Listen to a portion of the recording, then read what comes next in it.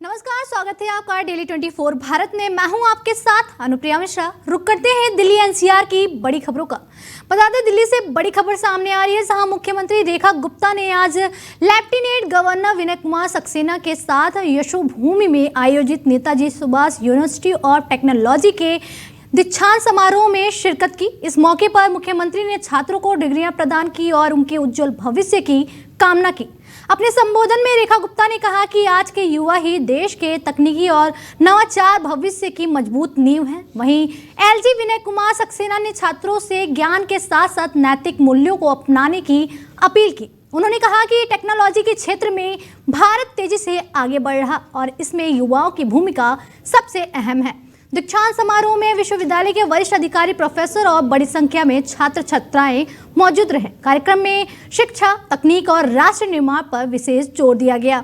ये university excellence की तरफ बढ़ रही है, शानदार काम कर रही है, ना केवल शिक्षा के क्षेत्र में बल्कि अपने स्टूडेंट्स को पूरी तरीके से इस आने वाले चैलेंजेस से समाज में देश के लिए काम करने के लिए तैयार करने की दिशा में आपने सेंटर ऑफ एक्सीलेंस के माध्यम से जो ट्रेनिंग आज के इन युवा साथियों को दी है, मैं चाहूंगी कि एक बार जोरदार तालियां यूनिवर्सिटी फैकल्टी के लिए, आप सभी के लिए जो लगातार यहां काम कर रहे हैं और देश में इस यूनिवर्सिटी का नाम लगातार रोशन कर रहे हैं।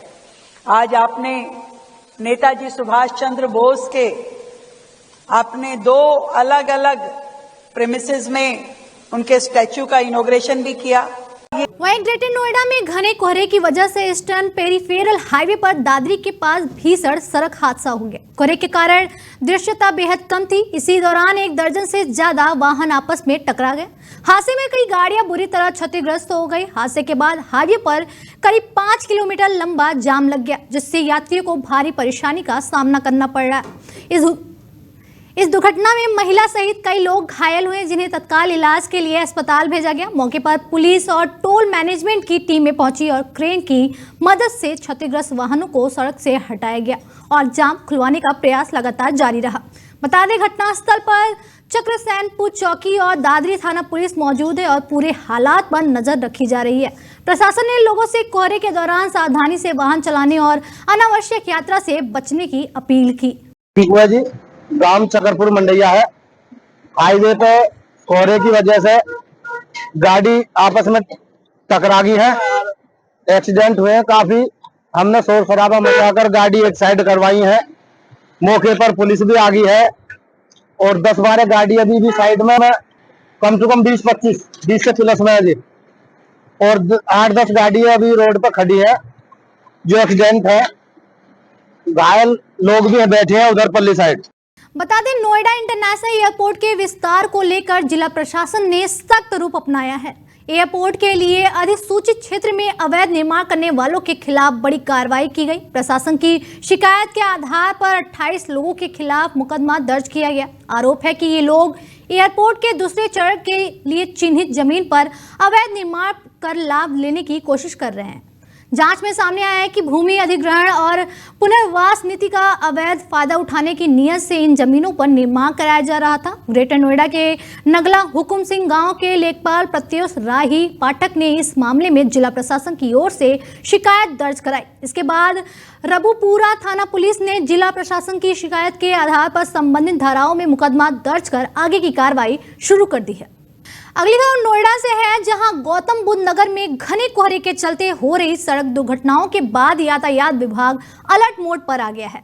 इन्हीं घटनाओं को देखते हुए यातायात विभाग ने कोहरे के मौसम को लेकर एडवाइजरी जारी की है। संभावित हादसों की रोकथाम के लिए हाईवे और एक्सप्रेसवे पर वाहनों की गति सीमा निर्धारित कर दी गई है। यमुना एक्सप्रेसवे पर हल्के वाहनों की अधिकतम गति 75 किलोमीटर प्रति घंटा और भारी वाहनों की गति 60 किलोमीटर प्रति घंटा तय की गई है। वहीं नोएडा ग्रेटर नोएडा एक्सप्रेसवे पर हल्के वाहनों के लिए 75 किलोमीटर प्रति घंटा और भारी वाहनों के लिए 50 किलोमीटर प्रति घंटा की सीमा लागू होगी। इसके अलावा एलिवेटेड रोड पर हल्के वाहनों की गति 50 किलोमीटर प्रति घंटा और भारी वाहनों की गति 40 किलोमीटर प्रति घंटा निर्धारित की गई है। यातायात विभाग ने सभी वाहन चालकों से अपील की है कि वे अपने वाहनों में फॉग लैंप और रिफ्लेक्टर जरूर लगवाएं और तय गति सीमा का सख्ती से पालन करें। यातायात विभाग के मुताबिक ये सभी गति सीमाएं 15 दिसंबर से 2025 और 15 फरवरी 2026 तक लागू रहेगी। देखिए, शीत ऋतु में कोहरे और धुंध को दृष्टिगत रखते हुए Yamuna expressway, Noida greater Noida expressway और एलिवेटेड रोड पर वाहनों की गति सीमा को परिवर्तित किया जा रहा है। ऐसे में एक्सप्रेसवे पर जो छोटे वाहन हैं उनकी गति सीमा 75 किलोमीटर प्रति घंटा, जो भारी वाहन है मोटरयान उनके 60 किलोमीटर प्रति घंटा। नोएडा ग्रेटर नोएडा एक्सप्रेसवे पर हल्के वाहन 75 किलोमीटर, भारी मोटरयान 50 किलोमीटर प्रति घंटा। इसी प्रकार से एलिवेटेड रोड पर हल्के मोटरयान 50 किलोमीटर प्रति घंटा और भारी वाहन 40 किलोमीटर प्रति घंटा चलाए जाने का सबसे अनुरोध किया जा रहा है। इसके साथ ही साथ सभी वाहन चालकों से अनुरोध है कि सभी अपनी गाड़ियों पर फॉग लाइट लगवाएं, पीछे की तरफ रिफ्लेक्टर लगवाएं, सावधानी पूर्वक चलें ताकि सुरक्षित अपने घर पहुंचे और दूसरों को भी इससे सहूलियत। वहीं राजधानी दिल्ली में प्रदूषण एक बार फिर गंभीर स्तर पर पहुंच गया। शनिवार सुबह दिल्ली की शुरुआत धुंध और हल्के कोहरे के साथ हुई, लेकिन आसमान में स्मॉग की मोटी चादर साफ दिखाई दी। कई इलाकों में जहरीली हवा के कारण दृश्यता काफी कम रही, जिससे आम लोगों को परेशानी का सामना करना पड़ा। प्रदूषण का असर इतना ज्यादा है कि लोग मास्क पहनकर घर से बाहर निकलते नजर आए। वहीं सांस और दमा के मरीजों की दिक्कतें बढ़ गई है। दिल्ली का एयर क्वालिटी इंडेक्स 400 के पार पहुंच गया, जो हवा की गंभीर श्रेणी को दर्शाता है। बता दें, आज सुबह एम्स इलाके में स्मॉग की मोटी परत छाई रही और दृश्यता बेहद कम रही। वहीं आनंद विहार इलाके में हालात और भी खराब रहे, जहां AQI 334 दर्ज किया गया, जो गंभीर श्रेणी में आता है। ITU क्षेत्र में AQI 417 रिकॉर्ड किया गया। वहीं अक्षरधाम इलाके में AQI 419 तक पहुंच गया। हालांकि सदन मार्ग क्षेत्र में AQI 356 दर्ज किया गया, जिसे बहुत खराब श्रेणी में रखा गया है, लेकिन वहां भी स्मॉग के चलते लोगों को भारी परेशानी झेलनी पड़ी।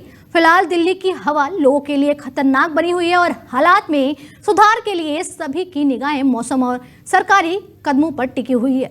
बता दें, दिल्ली सरकार ने निजी स्कूलों की मनमानी फीस बढ़ोतरी पर लगाम कसने के लिए दिल्ली एजुकेशन बिल अधिनियम 2025 को लेकर अधिसूचना जारी कर दी है। बता दें, उपराज्यपाल VK सक्सेना ने इस संबंध में दिल्ली गजट अधिसूचना जारी की है। इस नए कानून के तहत फीस बढ़ोतरी के खिलाफ शिकायत दर्ज कराने के लिए कम से कम 15% अभिभावकों की सहमति जरूरी होगी। यह अधिनियम दिल्ली के 1700 से ज्यादा निजी स्कूलों पर लागू होगा। फीस की निगरानी के लिए 3 स्तरीय व्यवस्था बनाई गई है और स्कूल स्तर पर फीस रेगुलेशन कमेटी, जिला स्तर पर फीस अपील कमेटी और अंतिम रूप से संशोधन समिति का गठन किया गया है। दिल्ली सरकार के शिक्षा मंत्री आशीष सूद ने कहा कि शिक्षा विभाग अब कानून में निर्धारित सभी प्रतिक्रियाओं को लागू करेगा। उन्होंने कहा है कि पिछली सरकारों ने इस मुद्दे को वर्षों तक नजरअंदाज किया, लेकिन मौजूदा सरकार ने कम समय में ऐतिहासिक सुधार लागू किया है।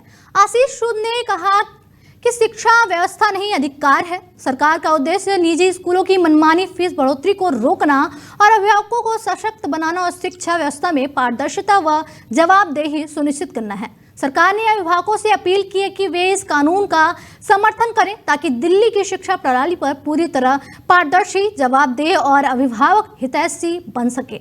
देखिए, जो दिल्ली की स्कूली शिक्षा में फीस बिल हमने पास करके कानून बनाया था, उस कानून में कि कल हमने नियमों को, रूल्स को नोटिफाई किया है।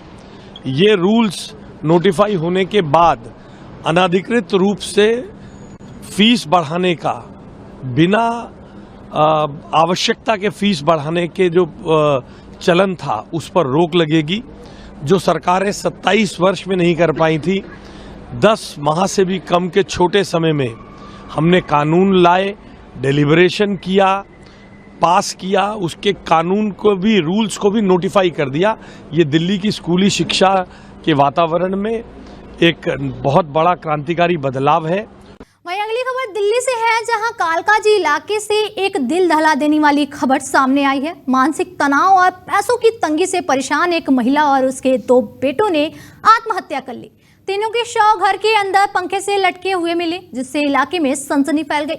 मृतकों की पहचान 52 वर्षीय अनुराधा कपूर, उनके बड़े बेटे 32 वर्षीय आशीष कपूर और छोटे बेटे 27 वर्षीय चैतन्य कपूर के रूप में हुई है।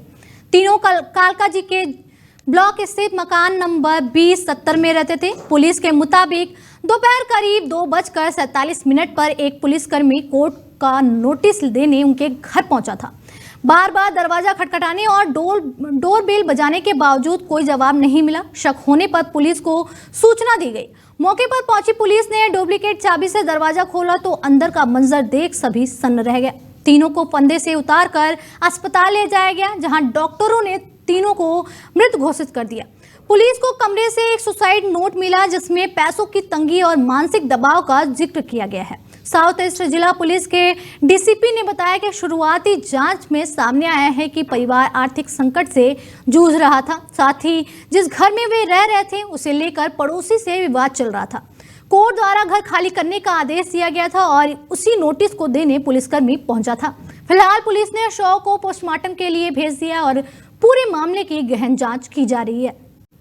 वहीं मुजफ्फरनगर से बड़ी खबर सामने आ रही है। बता दें, मुजफ्फरनगर में आयोजित थाना समाधान दिवस के मौके पर एडीजी भानु भास्कर पहुंचे। समाधान दिवस में आम लोगों की समस्याएं सुनने के बाद एडीजी ने खतौली कोतवाली का औचक निरीक्षण किया, जिससे पुलिस महकमे में हड़कंप मच गया।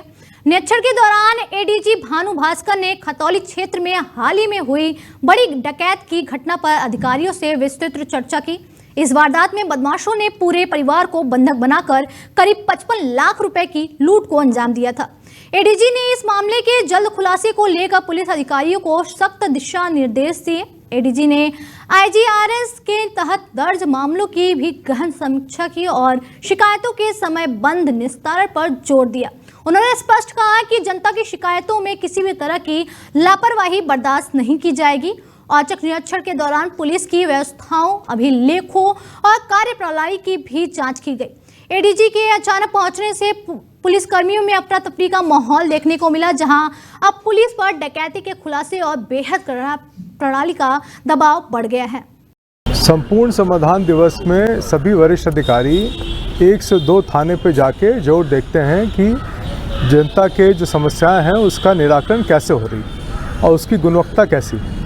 तो उसी क्रम में आज हम लोग खतौली में आए हैं, मुजफ्फरनगर जनपद में। यहाँ पे एसपी सिटी साहब भी मौजूद हैं, सत्यनारायण साहब हमारे सीओ साहब मौजूद हैं, थाना प्रभारी भी मौजूद हैं। तो उसी संदर्भ में हम लोग आके थाने में अभी कुछ दिन पहले एक घटना हुई थी, उसके अनावरण के में भी जो प्रयास हो रहे हैं और उसको भी समीक्षा करने आया गया है। इसके साथ थाने के रखरखाव पर भी समीक्षा किया गया है। साथ में आईजीआरएस में माननीय मुख्यमंत्री संदर्भ में, डीजीपी संदर्भ में जितने शिकायत आए हैं उनकी कैसी निस्तारण हो रही है उस संबंध में भी समीक्षा किया जाएगा। तो इस तरह से हम लोग हर एक संपूर्ण समाधान दिवस में 1 से 2 थाने पे जरूर जाते हैं। तो इसी क्रम में हम लोग अलग अलग थाने पे जाते हैं और ज़्यादातर ये औचक निरीक्षण होता है, इसमें बिना बताए ही जाया जाता है। फिलहाल इस बुलेटिन में मेरे साथ इतना ही। दीजिए इजाजत, नमस्कार।